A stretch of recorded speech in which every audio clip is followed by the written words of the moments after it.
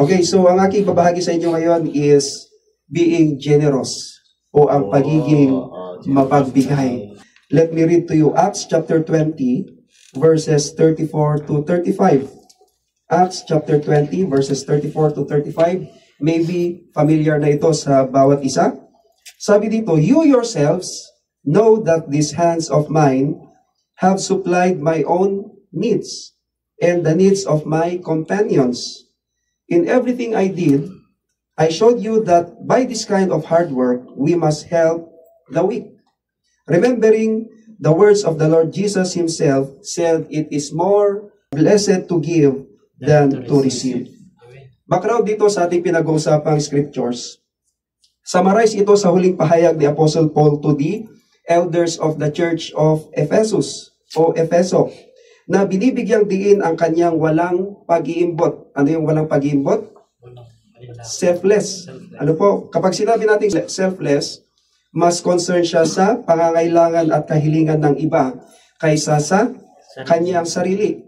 Na binibigyang diin ang kanyang walang pag-iimbot or selfless na halimbawa sa ministry o sa gawain ng Diyos at ang kahalagahan ng pagkabukas palad o mapagbigay or the importance of generosity. Amen. Binibigyang din niya ang kanyang sariling pagsusumikap gamit ang kanyang mga kamay upang tustusan ang kanyang sarili. Hindi lang yan. At ang kanyang mga kasama sa ministry. At ipinaalala sa kanila ang turo ng Panginoong Hesus. Ano sabi doon sa ating main text? Higit na mapalad ang magbigay kaysa tumanggap. It is more blessed to give than to receive.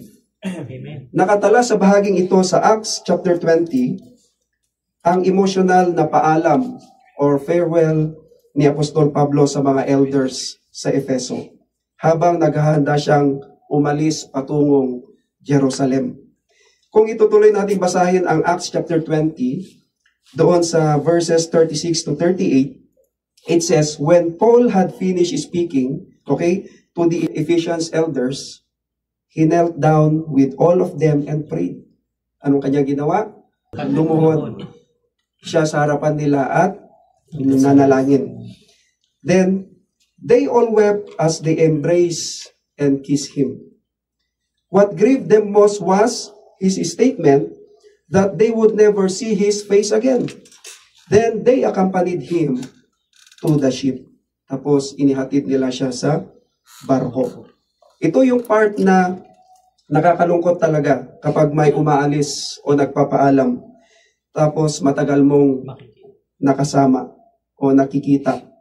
Lalo na si Apostle Paul. Dahil tinuruan niya sila sa Word of God, ini-encourage niya sila, pinagpagalan, ipinapanalangin, at marami ng luha ang ibinuhos niya sa mga ito. Nakita niyo yung love nila kay Apostle Paul nang siya ay magpaalam sa Church of Ephesus.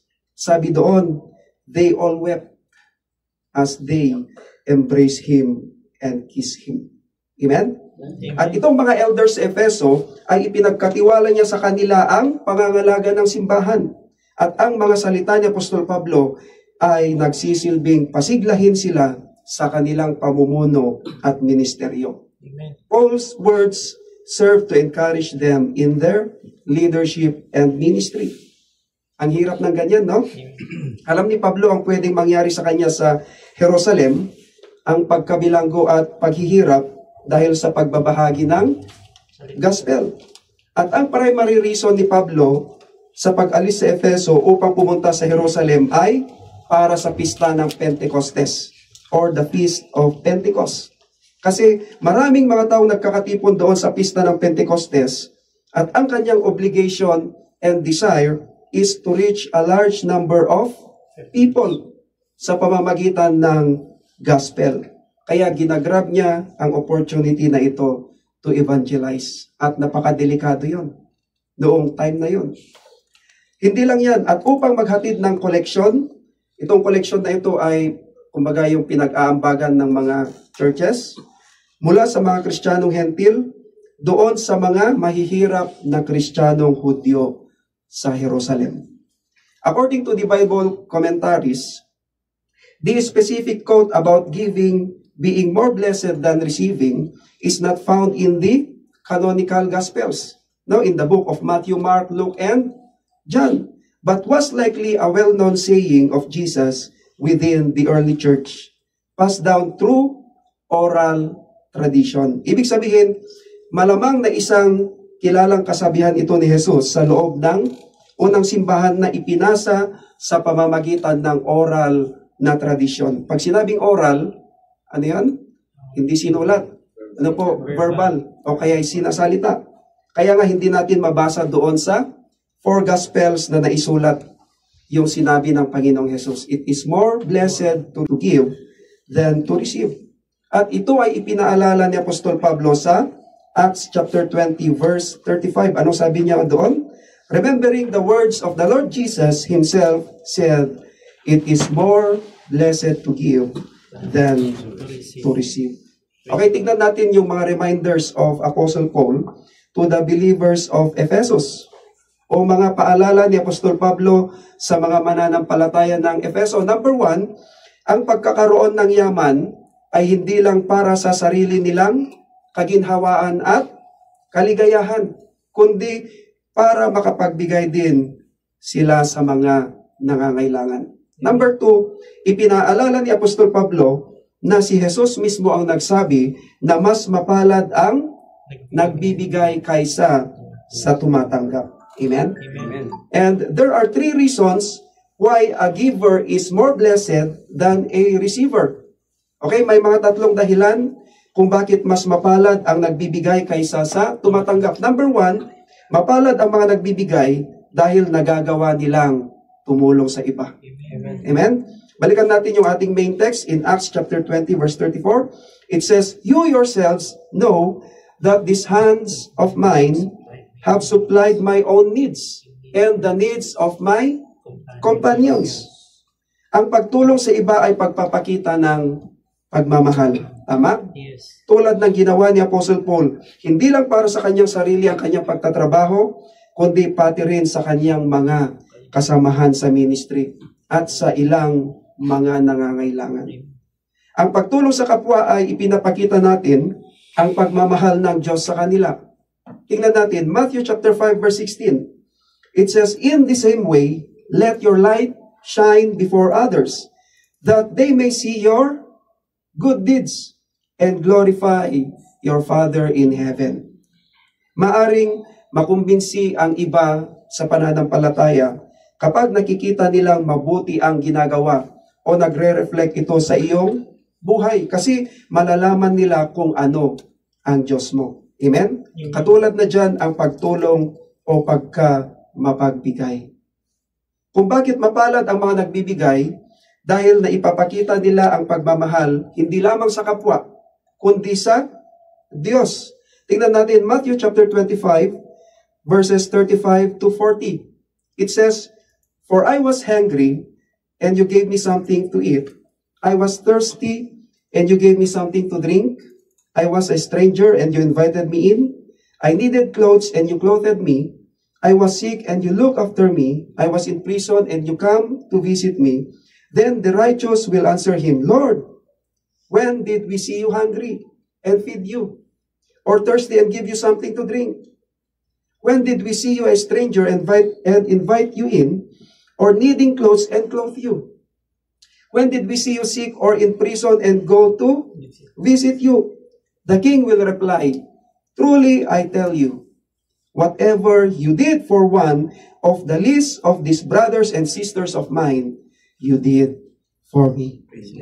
Sabi ng Panginoon sa kanyang mga alagad, pinakain niyo ako noong ako'y nagutom. Pinainom niyo ako noong ako'y nauuhaw. So on and so forth. Sagot ng kanyang mga alagad, Panginoon, kailan ka po namin nakitang nagutom at aming pinakain? Kailan po namin kayo nakitang nauhaw at ikay aming pinainom? So on and so forth. At hindi nila ito naiintindihan. Anong ibig sabihin ng Panginoon? Tingnan natin in verse 40. Truly I tell you, whatever you did for one of the least of these brothers and sisters of mine, you did for me. Amen? Amen. Binibigyan din dito na ang mga gawain ng paglilingkod at pagtulong sa mga nangangailangan na kapwa believers ay nakikita bilang mga gawang direktang ginawa kay Jesus. Amen? Kaya kung anong ginawa mo sa kapwa mananampalataya, ay ginawa mo rin ito sa Panginoong Jesus. Kahit doon sa pinakahamak na kapatid o yung sinasabi doon na least. Okay? Kung bakit mapalad or blessed ang mga nagbibigay, kasi mas lalo silang pinagpapala or more blessed ng Panginoon. Ano ulit ang sabi ng Panginoon? It is more blessed to give than to receive. Okay, point number 2. Kung bakit mas mapalad ang nagbibigay kaysa sa tumatanggap. Number 2, mapalad ang mga nagbibigay dahil na ipapakita nila ang pagiging mapagbigay ng Diyos.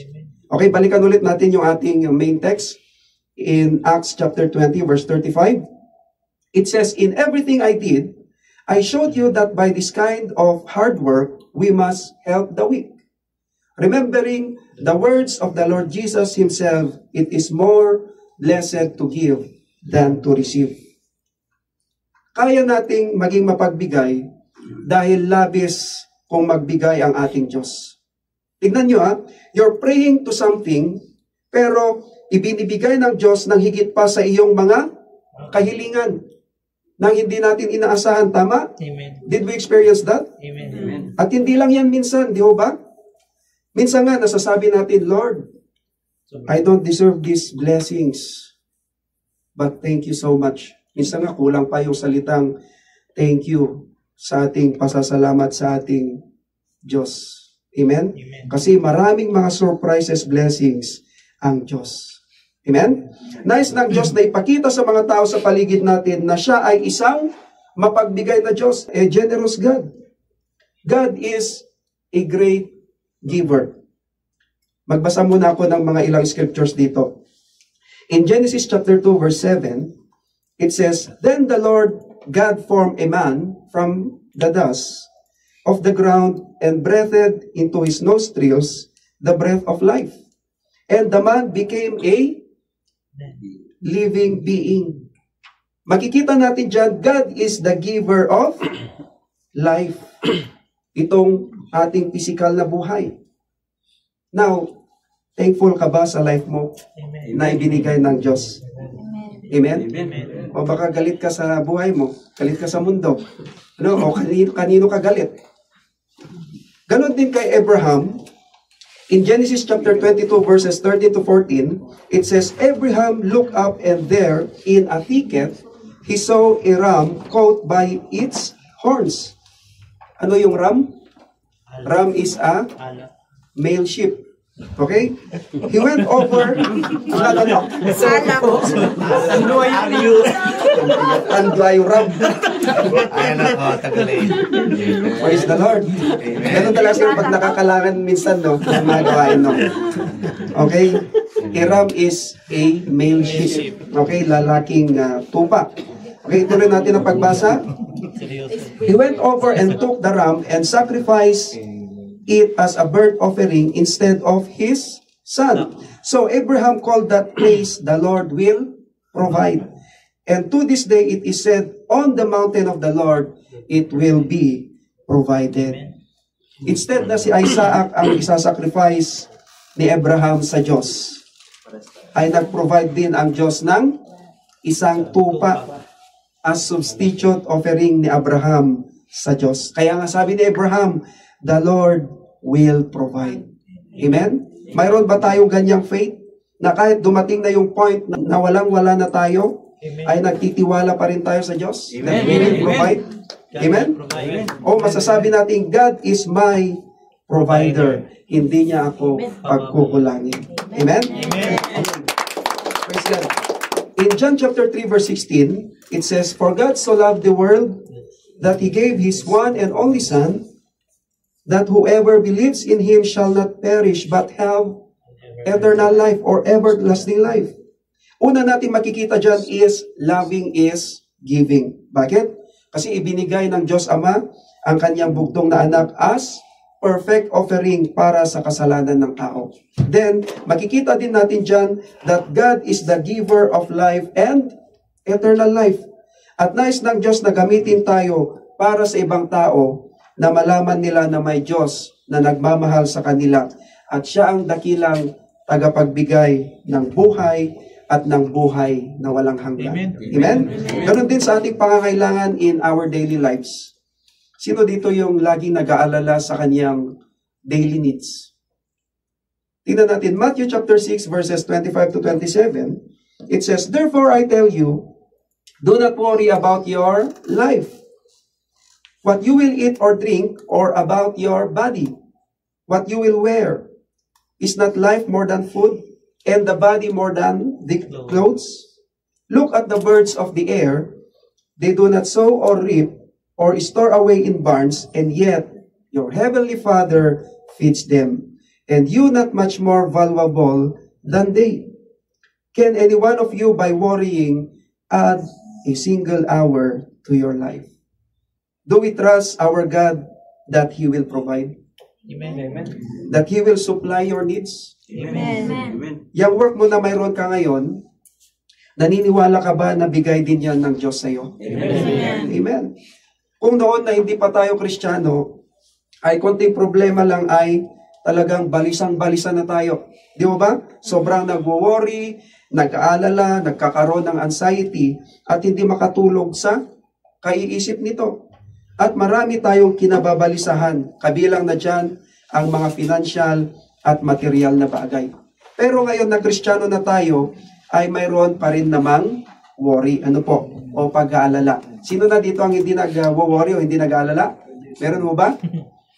Meron pa rin, di ba? Pero ito yung kagandahan, no? Ang kagandahan, mayroon na tayong peace sa ating puso at isipan. Amen? Dahil lubos tayong nagtitiwala sa Diyos sa ating buhay. Lalong-lalo na ang ating future. Amen? Praise God. Lagi nating tandaan, ang tao ang pinaka-special na creation ng Diyos. Tama? Walang exempted. Kahit yung katabi mo. Baka iniisip mo, ikaw lang yung special sa paningin ng Diyos. Ha? Lahat ng tao ay very special na creation sa paningin ng Diyos. Amen?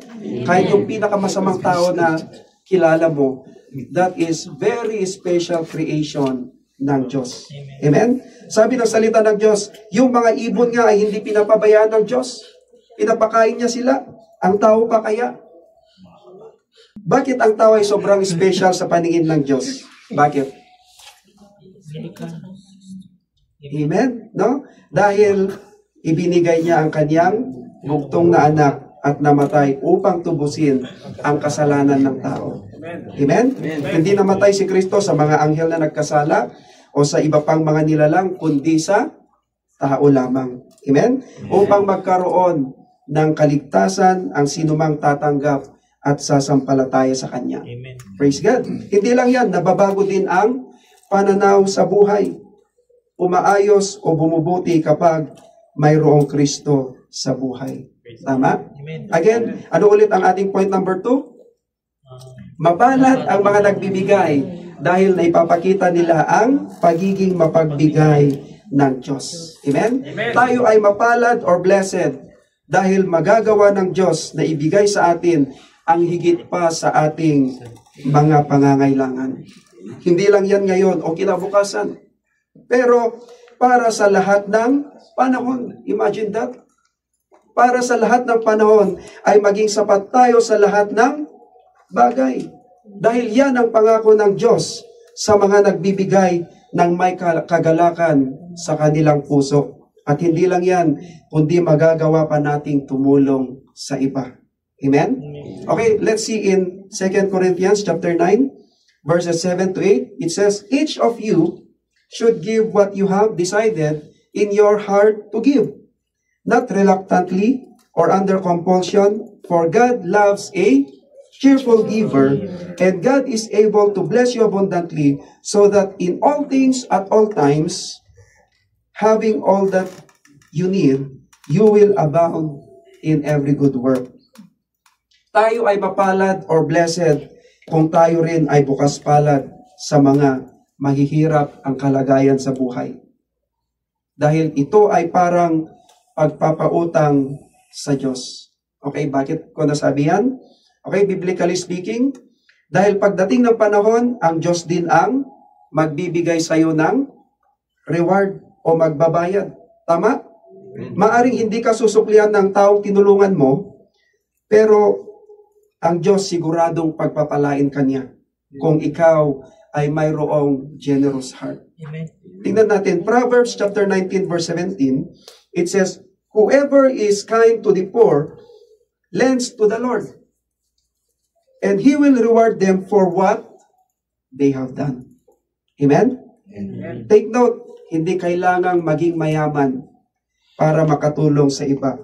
Yan kasi ang mindset ng tao.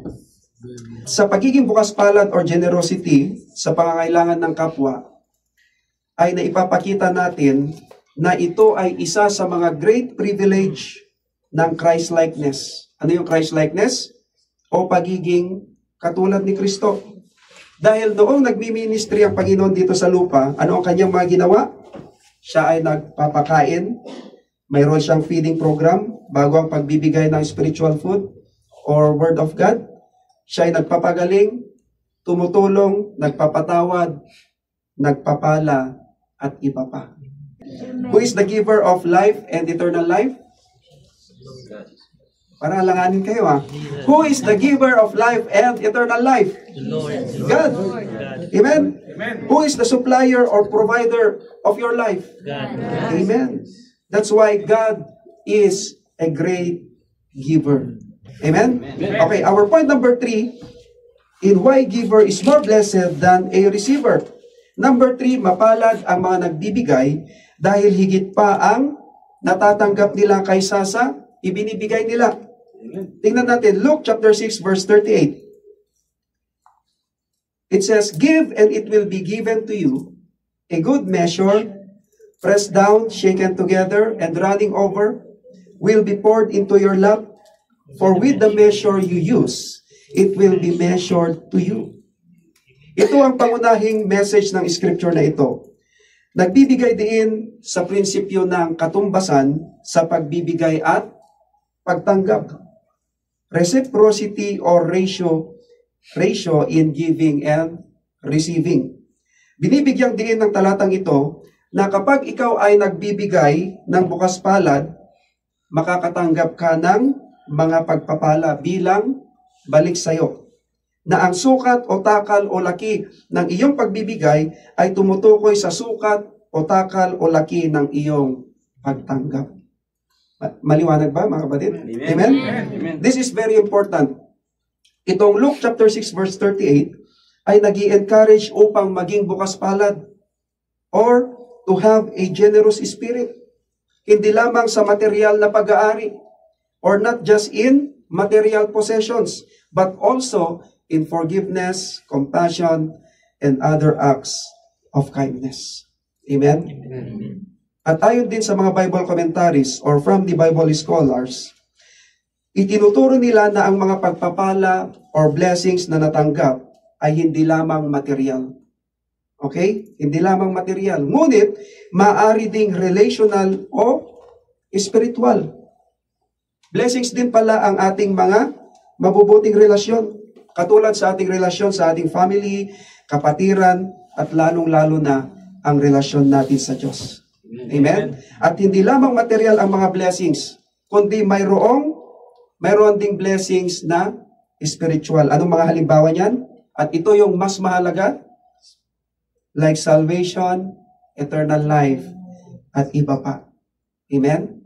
Na sumasalamin sa katangian ng Diyos na bukas palad or reflecting God's character of generosity because God is a great giver. Again, ipinangako ng Diyos na kung paano tayo magbigay sa iba, ay ganun din ang pagbibigay na gagawin niya sa atin. Ibig sabihin na habang nagtitiwala tayo sa pagbibigay ng Diyos ng mga pangangailangan natin, at bukas palad naman tayong nagbibigay sa iba, gagantimpalaan niya ang pagiging generosity o pagkabukas palad natin. Amen? God will reward and bless us hindi lamang sa monetary or financial matter, kundi ng katagumpayan, kaligtasan, at kalusugan. Kawikaan chapter 11 verses 24 to 26, sabi dito, ang taong mapagbigay ay lalong yumayaman. Inuulit ko, ang taong mapagbigay ay lalong yumayaman.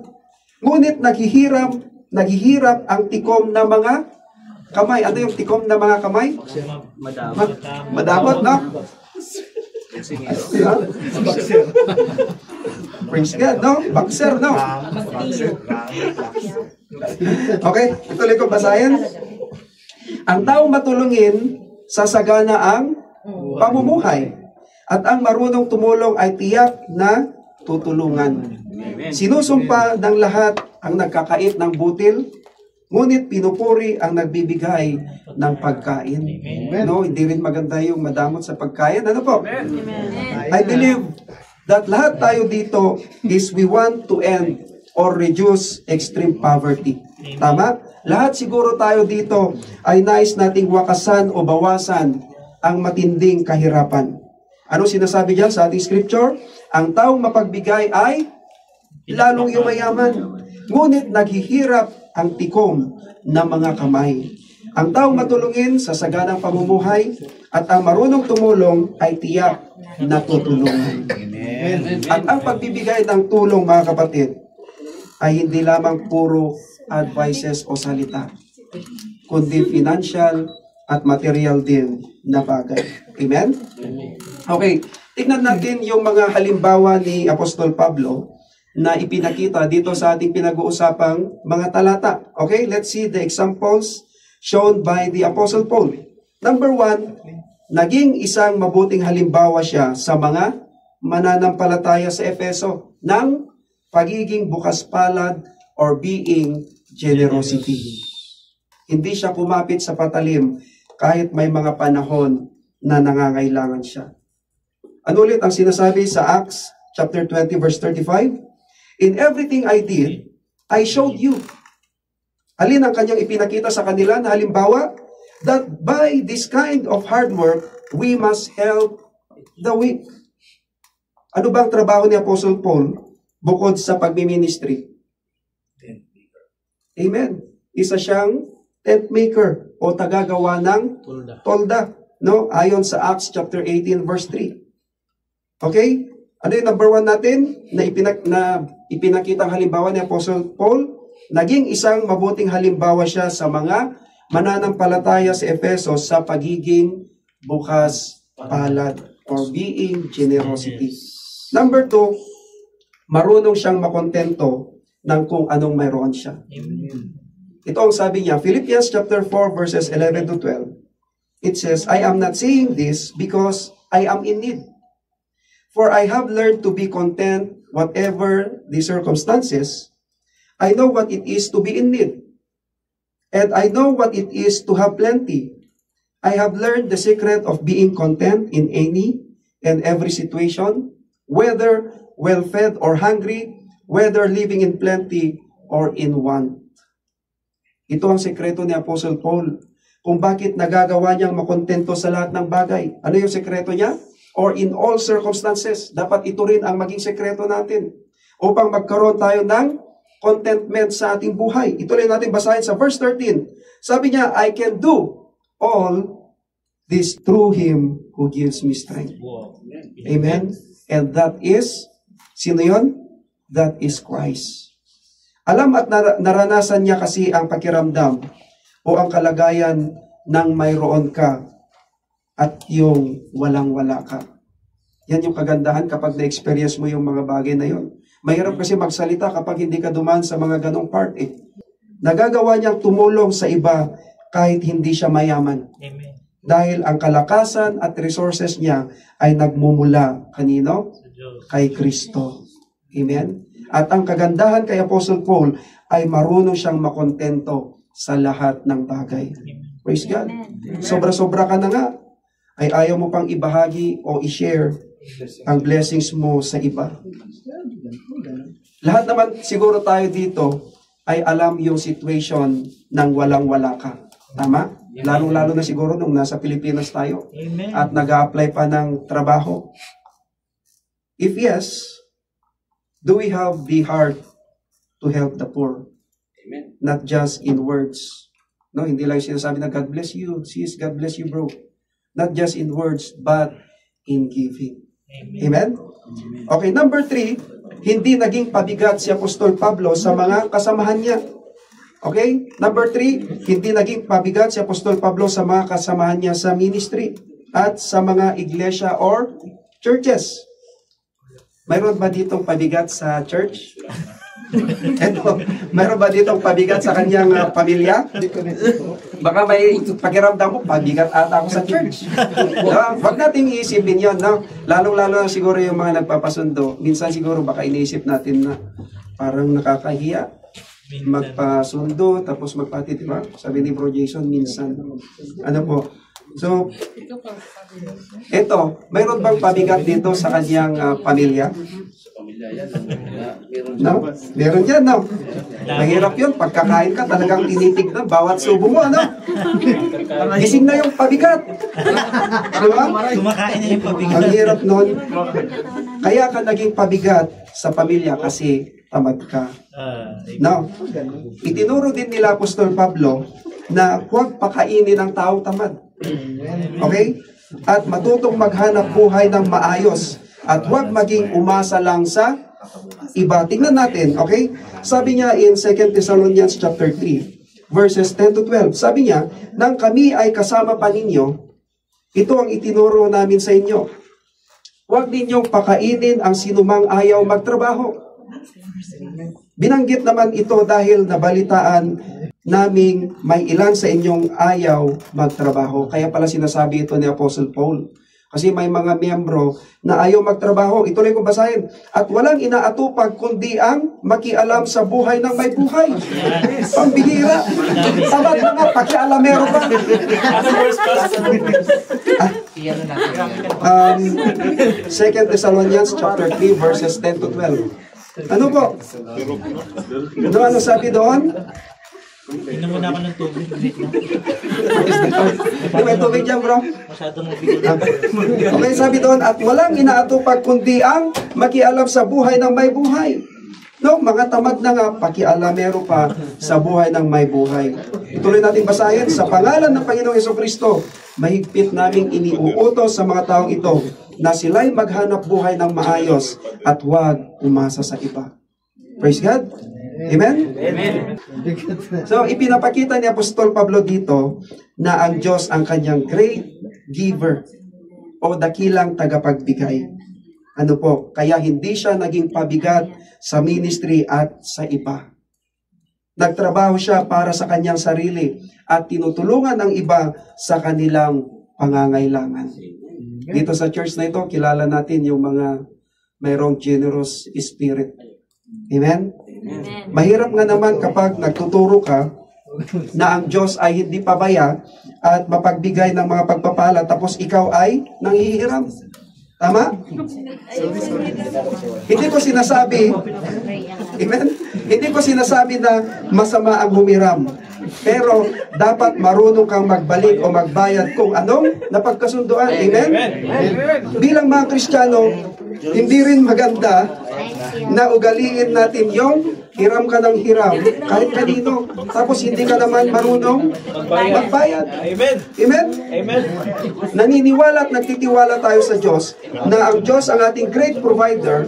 Tapos, puros blessings ang sinasabi natin. May papost-post ka pa sa FB. No? Napakabonggang handaan mo. Pero puro utang ka naman. At galit na galit pa yung pinagkautangan mo kasi iniiwasan mo na, blinak mo pa. Diba? Yan ay hindi rin mabuti mga kapatid. Real talk? Praise God. Sorry ha. Amen. No, baka sabihin pa nila, mahirap ang Diyos mo. Diba?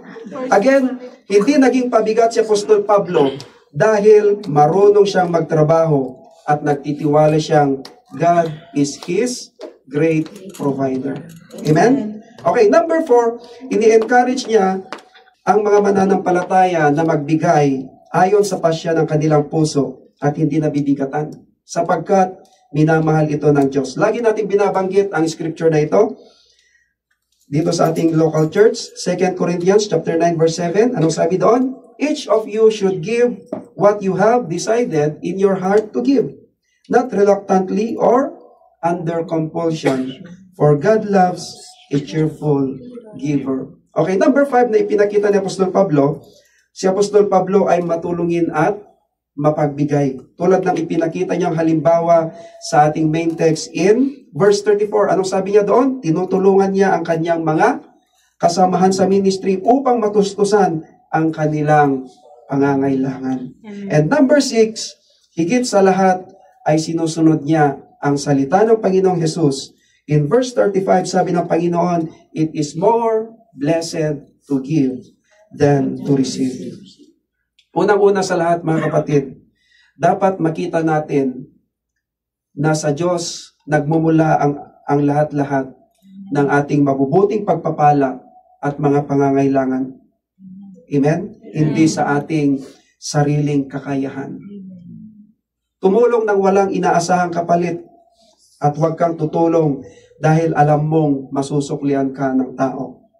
Now, ano ang ginagawa mo para makatulong sa mga pangangailangan ng iyong pamilya? Ano ang ginagawa mo para makatulong sa mga nangangailangan sa kapatiran o nangangailangan sa simbahan o pangangailangan ng simbahan, I mean? Ano ang ginagawa mo para makatulong sa leader mo dahil walang katumbas ang palagi niyang itinuturo sa iyo? At mayroong mga pastors na talagang nakafocus lang sa ministry, no extra work, o yung tinatawag na full-time worker or full-time ministry, para mas magampanan nila ang ministry na ipinagkatiwala sa kanila ng Diyos. Lalo na kapag ito ay big ministry. At ano ang ginagawa mo para makatulong sa mga nangangailangan sa iyong komunidad? Ikaw ba ay namumuhay lang para sa iyong sarili? Tandaan ang ating scriptures for today at patuloy na i-meditate o i-practice, be generous o maging bukas palad sa iyong pamilya, in your local church, fellow believers and missionaries, to your pastor, and to your community. Nais ko pong palakpakan natin ang ating Diyos na buhay. At tayo po ay magsitayo. Tayo muna ay mananalangin, mga kapatid. May I invite Brother Omar? Can you sing the song,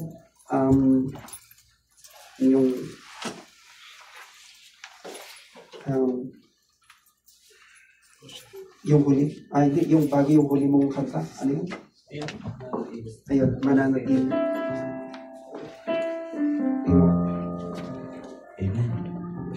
Grabe yung boses ni Bro Omar, no?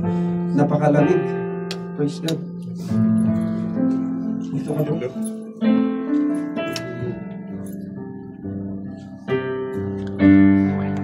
Awitin natin ito sa ating puso't isipan. Ano man yung ating nasa puso't isipan ngayon, kung meron tayong bitterness sa kanino man, set aside muna natin yan. Remember, the primary reason we are here is to praise God and to have fellowship with our fellow believers. Minsan, kapag tayo ay parang madaling magsalita sa ating kapatiran na nakikita natin na medyo ilyo. But always remember, mga kapatid, hold on to your faith. We don't know. Maybe tomorrow, ikaw naman. So, dapat ipakita pa rin natin yung pagmamahal. Let us confront the person kung ano yung nakikita natin. Yes, Lord.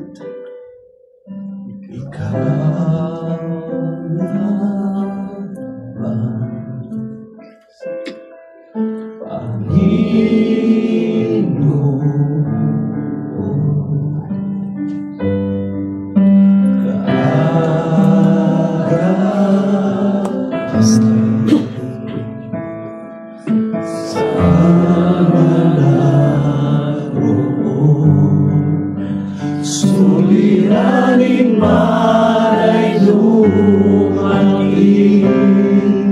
ikaw lamang, O Diyos, ang sasambahin. Panginoon ko,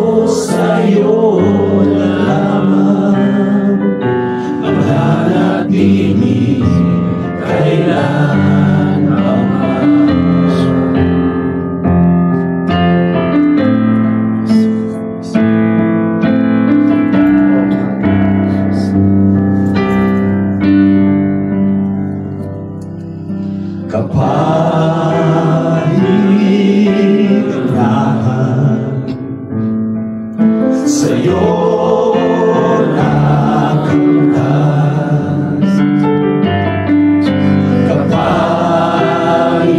kapangyarihan ikaw pinagmulan suliranin man ay dumati ikaw lamang o Diyos ang sasambahin Panginoon ko sa'yo naman mananatili kailan pa man suliranin man ay dumati ikaw lamang o Diyos ang sasambahin Panginoon ko sa'yo naman mananatili kailan pa man suliranin man ay dumating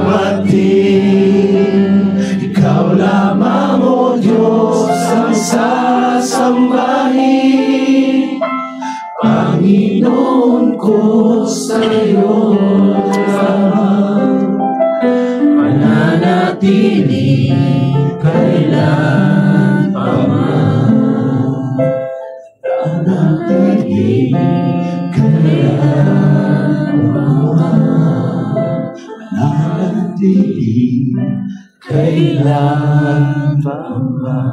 Let me end it with a prayer, mga kapatid. You lost ka na. Yung daw manilip. Ay, yung baby. Ay, baby. Saan ka naman? Baby. Ano na, tamis ko to. Babae. Babae ka. Oh, kapres. Ayun, si Ate lang. Bro Joros, di ka kita. Bro Bray. Kita kami ba? Mas nakita kami sa Hindi, si Kita ba kami? Ay, naka-video to, Pas. Ay,